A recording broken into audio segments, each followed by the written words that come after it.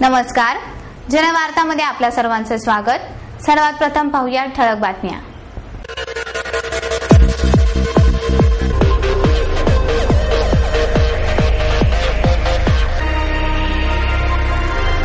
Lions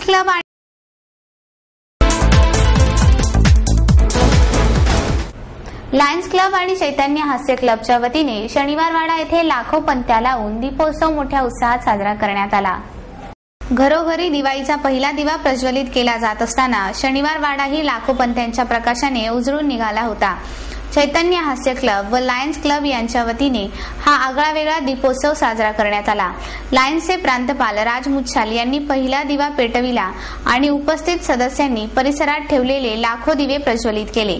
एका बाजूला कलश, दुसऱ्या बाजूला दीपमाळ आणि मध्यभागी गणेश अशा आकारात पंत्या ठेवण्यात आल्या होत्या। चैतन्य हास्य क्लबचे संस्थापक अध्यक्ष विठ्ठल काटे, सुमन काटे, आमदार गिरीश बापट, डॉक्टर रामचंद्र देखणे, नगरसेवक डॉक्टर सतीश देसाई, अरुण शेठ, BL Joshi, Subhash Duggal, Arun Pathak, doctor PD Sonawane, Narendra Bhandari आदी मान्यवर यावेळी उपस्थित होते। सचिव जयसिंग पवार यांनी सर्वांचे स्वागत केले। दत्तात्रय गोखले, विजय भोसले, बाबूजी मुसळे यांच्या संकल्पनेतून पंत्यांची मांडणी करण्यात आली होती। एकाच वेळी पंत्या प्रज्वलित करण्यात आल्या। हे दृश्य पाहण्यासाठी नागरिकांनी मोठी गर्दी केली होती। मी प्रांतपाल राज मुच्छाल, लायन्स आंतरराष्ट्रीय संघटनेचा मी प्रांतपाल आहे। चैतन्य हास्य मंडळाबरोबर आणि लायन्स आंतरराष्ट्रीय संघटनेबरोबर आज आम्ही हा 1 लाख दिव्यांचा दीपोत्सव शनिवारवाड्या या ऐतिहासिक पार्श्वभूमी असलेल्या जागेत आम्ही पुणेकरांसोबत साजरा केलेला आहे। सर्वात मोठा दीपोत्सव हा पुण्यात आज आम्ही साजरा करत आहोत। दिव्यांचा 1 लाख दिव्यांचा दीपोत्सव प्रथमतःच पुणे शहरामध्ये होत आहे आणि सेंट्रल हार्ट ऑफ द सिटीमध्ये असलेली ही जागा असल्यामुळे जास्तीत जास्त पुणेकर नागरिकांनी यामध्ये सहभाग घ्यावा या हेतूने शनिवारवाडा ही आम्ही जागा निवडली। त्याचप्रमाणे ऐतिहासिक पार्श्वभूमी आहे। 10,000 पेक्षा जास्त सभासदांनी एकत्रित येऊन हा दीपोत्सव आज येथे साजरा केलेला आहे। दूरचित्र वाहिन्यांमुळे वाचन संस्कृती लोप पावत चालली आहे, अशी खंत ज्येष्ठ व्यंगचित्रकार मंगेश तेंडुलकर यांनी व्यक्त केली। वाहतुकीबाबत जनजागृती करताना मी शहराच्या नव्हे तर माझ्या मनाच्या यातना कमी करण्याचा प्रयत्न करीत आहे, असे मत ज्येष्ठ व्यंगचित्रकार मंगेश तेंडुलकर यांनी व्यक्त केले। पु ल देशपांडे यांच्या 91व्या जयंतीनिमित्त श्याम भुरके आणि गीता भुरके यांच्या पुलंचे विनोदी किस्से या चित्रफितीचे प्रकाशन तेंडुलकर यांच्या हस्ते करण्यात आले। त्यावेळी ते बोलत होते। क्रिएटिव्ह फाउंडेशनचे अध्यक्ष संदीप खर्डेकर यावेळी उपस्थित होते। शहरातील वाहतुकीला शिस्त लागावी यासाठी मी गेली काही वर्षे प्रयत्न करीत आहे, असे स्पष्ट करून तेंडुलकर म्हणाले। हे काम करताना जनजागृती केल्याचा आनंद मिळत असला तरीही माझ्या मनाच्या यातना यातून कमी होत असतात। शहरातील वाहतुकीला शिस्त लागावी यासाठी भविष्य काळात अधिकाधिक प्रयत्न करणार आहे। दूरचित्र वाहिन्यांमुळे आजच्या पिढीतील वाचन संस्कृती लोप पावत चालली आहे। ही बाब सध्याच्या काळात एवढी गंभीर वाटत नसली तरीही त्यापासून भविष्य काळात मोठा धोका निर्माण होणार आहे। त्यामुळे यावर मात करण्यासाठी ही CD हे सर्वात प्रभावी माध्यम आहे, असेही तेंडुलकर यांनी यावेळी स्पष्ट केले। श्याम भुरके, गीता भुरके आणि संदीप खर्डेकर आदी मान्यवरांची यावेळी भाषणे झाली। हे सगळं नव्या पिढीपर्यंत पोहोचेल आणि बाईंच्या बाबतीत बोलायचं तर जीवनातला आला क्षण खूप आनंदात, खूप मजेत जगावा, एवढं एकच वाक्य कदाचित त्यांच्या स्मरणामध्ये कायम राहिलेलं असावं। ते वार्धक्यात देखील होतं त्यांच्या, तर तो त्यांचा जो दुर्मिळ ठेवा होता विचाराचा, तो विचारांचा ठेवा नव्या पिढीपर्यंत ही 2 माणसं पोहोचवत आहेत। आज VCDच्या निमित्तानं घराघरात तो जाईल, नव्या पिढीपर्यंत पोहोचेल, नाही कळेल की हे काहीतरी आगळं वेगळं होतं आणि कदाचित ती पूर्वीच्या पूर्वसुरी केलेल्या साहित्याकडे कुतूहलानं वळण्याची शक्यता आहे। एका दृष्टीनं या कार्यक्रमातून वाचन संस्कृती पण वाढीला लागेल, हा मला एक महत्वाचा भाग वाटतो याच्यातला आणि म्हणून मला या VCDचं खूप महत्व वाटतं। I am really grateful to all of them. मला खूप बरं वाटतं, मी कृतज्ञ आहे सगळ्यांचा या मोठ्या कार्यात त्यांनी मला सहभागी करून। अतिशय सुरेख असा हा कार्यक्रम लोकांना घर बसल्या आज बघायला मिळतो। आमचा आतापर्यंतचा अनुभव असा आहे की आता या मराठी माणसाला, तरुण पिढीलाही मराठी साहित्याबद्दल आवड आहे, फक्त वाचायला सवड नाहीये, म्हणून आम्ही चांगली निवड करून हे त्यांच्या पुढे सादर करत असतो. आणि पु ल देशपांड्यांचे ही जी आज आम्ही चित्रफित पुलंचे विनोदी किस्से या नावानं काढली आहे, की यामध्ये त्यांच्या बालपणातले किस्से आहेत. वारल्याला असताना काय गमती घडल्या त्या आहेत. त्यानंतर ते पुण्यात आले, फर्ग्युसन मधला त्यांचा खट्याळपणा होता तो आहे. त्यांचं एक मंडळ होतं. ते मंडळ म्हणजे असं होतं की शुक्रवार संध्याकाळ ते सोमवार सकाळ, आणि घरी कोणाला न सांगता हे कुठेतरी जमायचे. अगदीच नाही जमलं तर PYCच्या मैदानावर जमायचे. त्याच्यात राम गाभाले असायचे, श्रीराम पुजारी असायचे, आणि गाणी नाटक या सगळ्यावर भरपूर गप्पा मारायचे त्याच्यात. असं त्यावेळेचा तो काळ आहे. त्यानंतर पुण्यावरनं ते गेले सांगलीला. तोही भाग त्यामुळे कवी गिरीशांच्या इथे ते राहत होते, आणि गिरीशांच्या 61च्या वेळेला त्यांनी एक त्यांच्यावर कविता लिहिली. सगर निमित्त शहरातील विविध भागातील सजवलेल्या रेड्यांची वाजत गाजत मिरवणूक काढण्यात आली. या मिरवणुकीला सगर असे म्हटले जाते. दूध भट्टीत नेहमी दूध घेऊन येणाऱ्या गवळ्यांनी, विशेषतः वीरशैव लिंगायत गवळी समाजाच्या सदस्यांनी या सगरच्या जाहिराती मध्यवर्ती भागात काही ठिकाणी लावल्या होत्या. कॅम्प परिसरातील बच्चू अड्डा, येरवड्यातील गवळीवाडा, अरण्येश्वर येथील गवळीवाडा अशा ठिकाणी म्हशींचे व रेड्यांचे मोठे गोठे आहेत. शिवाय शहर व परिसरात लहान मोठे गोठे आहेत. त्या गोठ्यांचे मालक, त्यांचे आत्ममित्र या मिरवणुकीत सामील झाले होते. यावेळी रेड्यांच्या शिंगांना फुगे बांधून किंवा रिबिनी बांधून शिंगे सजविण्यात आली होती. गुलाल उधळण्यात आला. वाजत गाजत विविध भागातून रेड्यांना दूध भट्टीजवळ आणण्यात आले. लक्ष्मी रस्त्यावरून या मिरवणुकी काढण्यात आल्या. यावेळी फटाके वाजविले गेले. मारुतीच्या देवळामध्ये नेऊन रेड्यांची सलामी देण्यात आली. रेड्यांना आवर घालण्यासाठी 4 जणांकडे वेचणीचे दोर होते. नामवंतांना पुढे पाय उचलून सलामी देण्यात आली.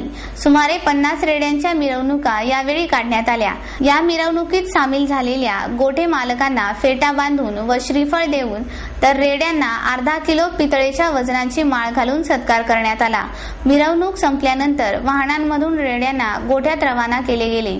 या मिरवणुका पाहण्यासाठी ठिकठिकाणी मोठी गर्दी जमा झाली होती. याबाबत अधिक माहिती सांगताना सगर उत्सव समितीचे संयोजक बुवा नलावडे म्हणाले,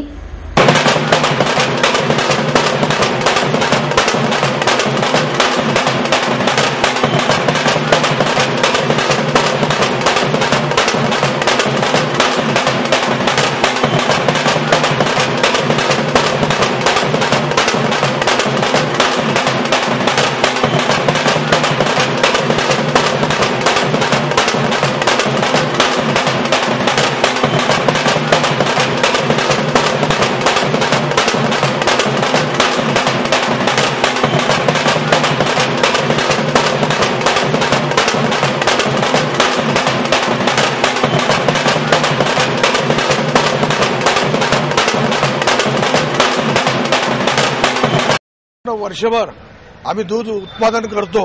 त्यांच्यापासून आमचा उदरनिर्वाह चालतो, उपजीविका चालतो. त्यांच्या ऋणातून मुक्त होण्यासाठी दीपावलीच्या पाडव्याच्या दिवशी आम्ही त्यांचं पूजन करतो, त्यांना धुतो, त्यांचा शृंगारतो, त्यांची आमच्या महिला मंडळासह त्यांचं पूजा अर्चा करतो. आणि दुग्ध व्यावसायिक संघाच्या वतीने गणेशपेठ दूध बाजार हा आमचं मार्केट आहे पुणे शहर आणि जिल्ह्याचं. त्या दृष्टीने आम्ही या मार्केटचे जे संयोजक आहेत विश्वास सोनवणे, प्रीतम मान, अण्णा पठारे यांनी याचं जे संयोजन केलंय ज्या कार्यक्रमाचं, तो कार्यक्रम म्हणजे इथं प्रत्येक आमच्यासारखा दुग्ध व्यावसायिक इथं आपली जनावरं घेऊन येतो. त्या जनावरांपैकी प्रमुख असतो रेडा. रेडा म्हणजे हाल्या. त्या हाल्याला इथं शृंगारतो, बँड लावतो आणि त्याची शोभायात्रा करून आमच्या गोठ्यापासून आम्ही इथं या संयोजन केलेल्या कमिटीच्या पुढे आणतो.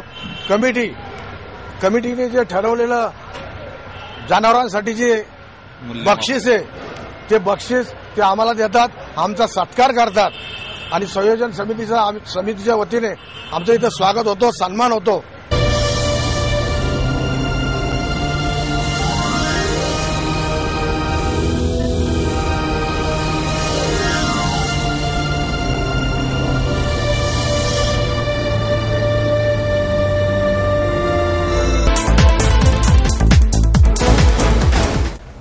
पु ल देशपांडे यांच्या 91व्या जयंतीनिमित्त आयोजित पुलोत्सवाचे उद्घाटन ज्येष्ठ भावगीत गायक अरुण दाते यांच्या हस्ते करण्यात आले.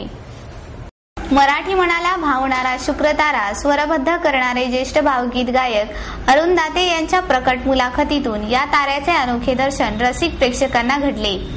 पु ल देशपांडे यांच्या स्मृतीनिमित्त आशय सांस्कृतिक आणि परांजपे स्कीम तर्फे आयोजित फुलोत्सवाचे उद्घाटन यावेळी करण्यात आले. त्यानंतर जयश्री नातू यांनी घेतलेल्या मुलाखतीत अरुण दाते यांनी 50 वर्षाच्या काळातील विविध आठवणींना उजाळा दिला. महोत्सवाचे संयोजक वीरेंद्र चित्राव, सतीश जकातदार, सुप्रिया चित्राव, परांजपे स्कीमचे व्यवस्थापकीय संचालक शशांक परांजपे आदी मान्यवर यावेळी उपस्थित होते.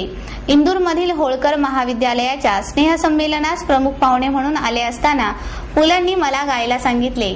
तोपर्यंत मला गायला येते हे मलाच माहीत नव्हते. त्यांनी माझा आवाज ऐकून वडिलांकडे केलेल्या कौतुकामुळेच मी गायनाकडे वळलो अशी आठवण सांगताना आयुष्यातील पहिले गाणे शुक्रतारा मंदवारा गाण्याची माझी इच्छा अजिबात नव्हती, परंतु श्रीनिवास खळे यांनी हे गाणे तू गायले नाहीस तर कचऱ्यात फेकून देईन असे म्हणून माझ्याकडून जबरदस्तीने गाऊन घेतले. त्यामुळेच माझे आयुष्य बदलले असे ऋणही अरुण दाते यांनी मान्य केले. हिंदू दहशतवादाच्या नावाखाली सत्तारूढ पक्षाकडून राष्ट्रीय स्वयंसेवक संघ आणि हिंदुत्ववादी संघटनांना बदनाम करायचे राजकीय षडयंत्र चालू आहे असा आरोप संघाने केला आहे. त्याविरोधात 10 नोव्हेंबर रोजी संपूर्ण देशभरात व्यापक धरणे आंदोलन करण्यात येणार आहे असे राष्ट्रीय स्वयंसेवक संघाचे सहकार्यवाहक दत्तात्रय होसबाळे यांनी पत्रकार परिषदेत जाहीर केले. यावेळी पश्चिम महाराष्ट्राचे सहप्रांत कार्यवाहक विनायक थोरात, पुणे महानगरचे प्रमुख बाप्पू घाटपांडे आदी मान्यवर उपस्थित होते. यावेळी होसबाळे म्हणाले, संघाला बदनाम करण्यासाठी राजकीय प्रयत्न सुरू आहेत.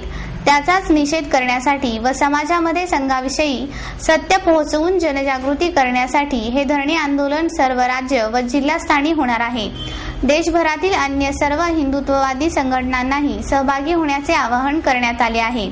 पुण्यात सकाळी 11 वाजता जिल्हाधिकारी कार्यालयासमोर धरणे धरून जिल्हाधिकाऱ्यांना निवेदन देण्यात येणार आहे.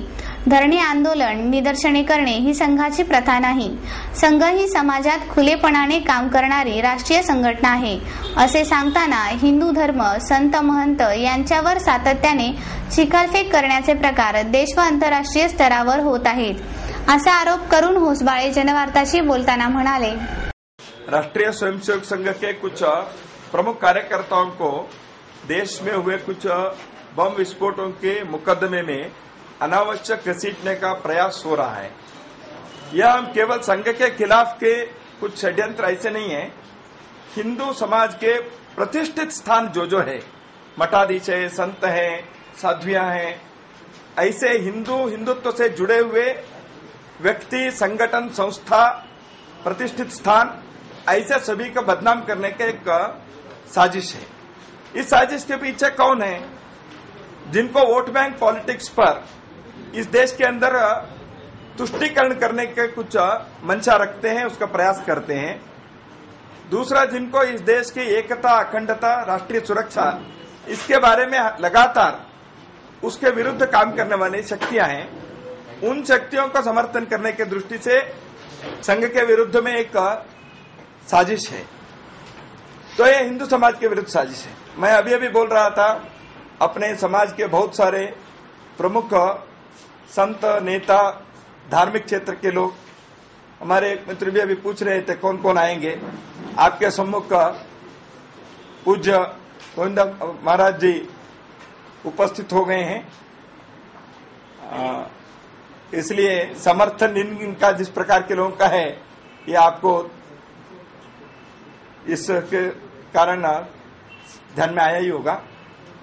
तो नवंबर 10 तारीख को पूरे देश के जिला केंद्र और राज्य के प्रमुख राजधानी पर, राज्य केंद्रों पर धरना देंगे हिंदू समाज की तरफ से राष्ट्रीय स्वयंसेवक संघ के कॉल पर.